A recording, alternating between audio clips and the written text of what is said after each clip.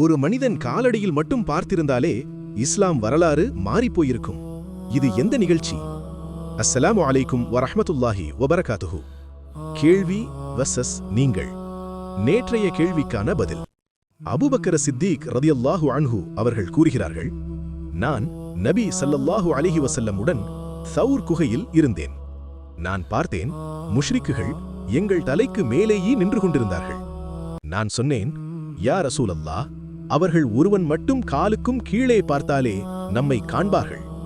நபி ஸல்லல்லாஹு அலைஹி வஸல்லம் கூறினார்கள், ஓ அபூபக்கர், நம்மில் இருவர் கூட இருக்கிறோம், அல்லாஹ் நம்மோடு மூன்றாவது.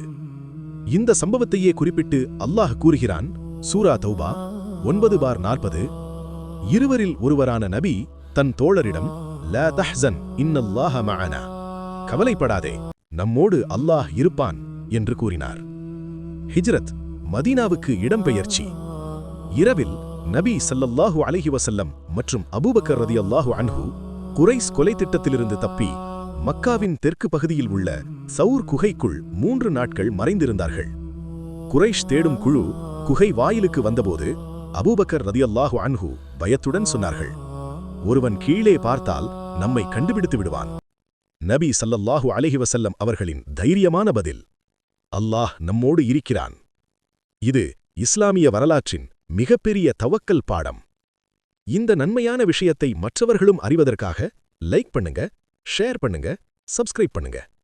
அல்லாஹ் நம்மை அனைவரையும் நன்மையான விஷயங்களில் பயன்படுத்துவானாக. ஆமீன்.